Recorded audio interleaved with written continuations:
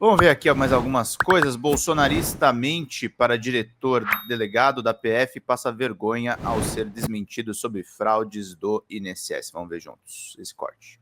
Esteve em audiência na Câmara dos Deputados na última quarta-feira para falar sobre a Operação Sem Desconto, que investiga um esquema de descontos irregulares e não autorizados em aposentadorias e pensões pagas pelo INSS. Carlos Henrique enfrentou a tropa bolsonarista radical da Comissão de Segurança Pública e Combate ao Crime Organizado, que tenta vincular as fraudes do INSS ao governo Lula. O delegado da Polícia Federal não se abalou às provocações bolsonaristas e respondeu de forma técnica às perguntas, desmentindo as alegações de que as investigações aconteceram após a fraude ser divulgada pela imprensa. É que um fator assim que é muito impressionante, pelo menos para mim, é que boa parte da evolução dessa investigação ela se dá a partir de uma notícia-crime que é gerada pelo portal Metrópolis. E toda essa investigação, imagino que o senhor tem acesso a como que eles tiveram acesso a esses dados, a gente começa com uma investigação de 2 jornalistas. Edith, Pedro, qual a diferença desses depoimentos e do Bozo? Pois não pode ser ao vivo, não vai ser pelas redes da extrema-direita. Esses depoimentos de testemunha, eles não são transmitidos ao vivo por decisão do Supremo, tá, gente? Aí a fala do Bolsonaro, que já é a de um réu dentro do processo, o Supremo decidiu transmitir. Que recebem uma informação de WhatsApp e vão fazer uma apuração, uma diligência, que ela é profundamente simples. Lembrando que jornalistas, enquanto jornalistas, eles não têm poder de polícia, não têm a possibilidade de pedir uma quebra de sigilo telefônico, telemático, bancário, etc. E para mim, pelo menos para mim, é muito impressionante como é que a gente precisa chegar a esse nível de 2 pessoas, né, de 2 ofícios comuns, né, que não têm poderes especiais de investigação, para a gente conseguir ter evolução nisso. Quanto à questão do jornalista, importante, antes das matérias, a gente já tinha inquéritos, né, assim, a gente depois teve uma investigação da Polícia Civil e, na prática, isso acontece sempre, assim, os jornalistas têm as fontes deles, como os policiais têm também as fontes. E a polícia muitas vezes se abastece dessas matérias jornalísticas também. Mas aquilo não foi o principal, né? Ali chamou a atenção para o tamanho, porque ele tinha realmente acesso a informações, o jornalista, muito importantes. Souza destacou que o grande volume movimentado foi o principal fator para o início das investigações. As suspeitas atingem sindicatos, associações e servidores do órgão. O volume de fraudes, mas não funcionou o sistema? Certamente não funcionou o sistema de governança do INSS. Aí a Polícia Federal, por que levou? O valor era um valor muito alto.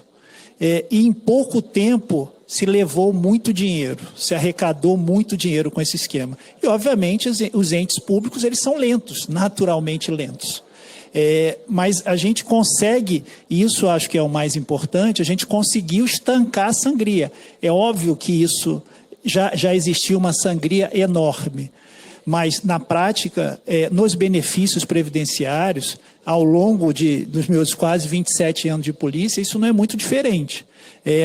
Há 30 anos atrás, os benefícios eram fraudados através de uma certidão falsa de um cartório, se tinha que montar um processo concessório. Hoje, com a informatização, a gente tem os hackers invadindo e fazendo fraude nos sistemas. Assim, a gente tem uma mudança de paradigma nessas questões que facilitam também para o criminoso o acesso ao INSS. E como os valores no INSS, no Ministério da Previdência, é um valor que ultrapassa trilhão, todas as fraudes, quando a gente aprofunda, realmente tem um valor substancial. Essa é um valor muito grande, mesmo para quem tem o conhecimento, quem trabalha, sem dúvida. Mas ele não nos espanta, infelizmente. Para Souza, o combate às fraudes contra aposentados exige medidas como o uso de biometria. O que a Polícia Federal recomenda ao INSS, a Polícia Federal recomenda ao INSS há muitos anos melhorias. A principal delas é a biometria, uma biometria bem feita, específica, e hoje, o senhor próprio falou do meu Gov, a gente já tem esses elementos, né, para abrir uma conta no banco, uma conta digital, você tem fonte de informações. É claro que tem fraude também nisso, né, enfim, mas os sistemas devem ser aperfeiçoados para que isso aconteça. A Polícia Federal faz essa parte, até porque nós temos uma especialização dentro da Polícia Federal no combate aos crimes previdenciários. A gente tem colegas que fizeram mestrado e eles apuraram que se a gente fizeram uma análise de operações policiais da própria Polícia Federal, que se a biometria tivesse efetivamente instaurada, 52 ou 58% das fraudes poderiam ser evitadas. Então, assim, isso não é novidade, infelizmente, para nós, como cidadãos, né, como pessoas que vivemos desse Estado, mas a Polícia Federal tem tentado e tem feito o seu trabalho. E essa operação é a demonstração disso. Segundo um relatório da Controladoria Geral da União, usado como ponto de partida pela PF, os descontos em aposentadorias e pensões repassados a 11 entidades investigadas somaram cerca de 6,3 bilhões entre 2019 e 2024. Esse recorte de janeiro de 2019 a março de 2024, a gente está falando de um volume, no relatório inicial, de 4.281.352.711.083 centavos.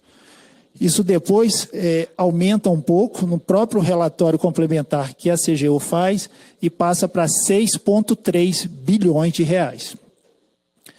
E assim, o recorte é importante, gente.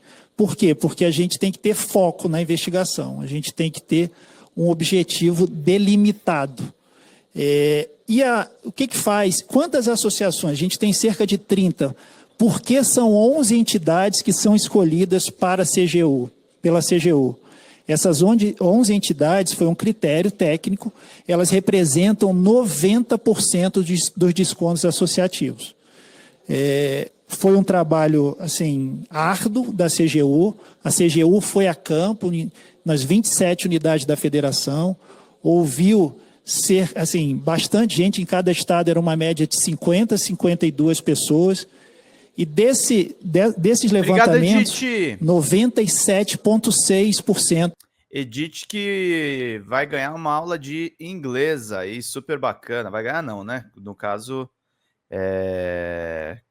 vai atrás dos serviços aí, acho que não vai se arrepender de um curso aí que vai ter. Obrigado, Edith, querida, obrigado a todo mundo. Lembrando, R$20, gente, vocês têm direito a livro em PDF, meu livro, por exemplo, de jornalismo tecnológico.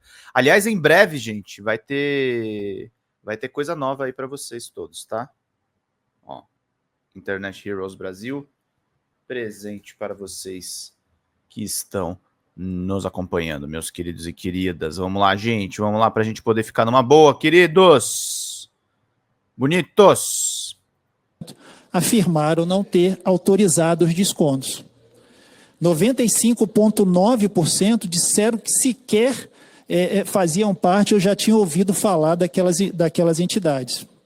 Então, ficava muito claro ali os indícios de falsificação de assinaturas, e principalmente a CGU teve um trabalho, tem pessoas que moram numa região no interior do Amazonas, que para a sede da dita associação, ela teria que se deslocar por cerca de 27 horas. São pessoas que nunca saíram, idosos, que não têm nem capacidade de locomoção. No relatório da CGU fica muito claro que aquilo ali não era razoável, que aquelas pessoas provavelmente não teriam feito essa inscrição para ter direito a esse desconto. O delegado da Polícia Federal destacou que as fraudes aconteceram por falhas no sistema, mas que será uma oportunidade para o governo arrumar esses erros. Quanto à primeira indagação, deputado, em relação ao sistema, integridade, servidores, o que falhou mais, o que falhou primeiro, eu acho que todos falharam. Assim, essa fraude demonstra assim, um conserto, né, assim, de vários atores. A gente tem responsabilidade, a gente teve questões legislativas envolvidas nesse aspecto, a gente teve questões de governança do próprio INSS, a gente tem uma série de fatores envolvidos nesses fatos. Em relação aos jornalistas, enfim, os jornalistas têm um papel importante nessa apuração.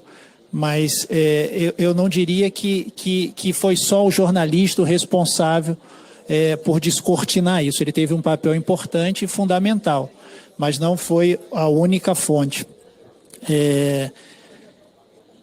Em relação ao governo, obviamente eu não tenho que falar sobre isso. Em relação à participação de políticos, eu quero mais uma vez reafirmar aqui que a gente está numa fase muito inicial da investigação. Nesse momento não tem nenhum político. A investigação ela tramita no primeiro grau de jurisdição, né? Não tem ninguém com foro. Então, até esse momento que a investigação demonstrou nessa primeira fase, não tem aí o envolvimento de nenhum político. O delegado deixou claro que a operação ainda está em fase inicial. E aí, deflagrada a operação, no dia 23 de abril, a gente tem uma montanha de elementos que foram recolhidos nessa operação. A gente tem aí alguns terabytes de material em análise. A gente tem muito material, documentos físicos que foram recolhidos, principalmente aí nos operadores, em todas as pessoas que sofreram buscas e apreensões. A gente teve também algumas prisões. Não é fácil conseguir mandado de prisão, mas esses mandados de prisão, eles se referem a seis pessoas. Esses mandados foram no estado de Aracaju, no estado de Sergipe, na cidade ali de Aracaju, que é a sede. A gente teve 628 policiais federais envolvidos, a gente tem 13 inquéritos policiais que tramitam em 6 estados.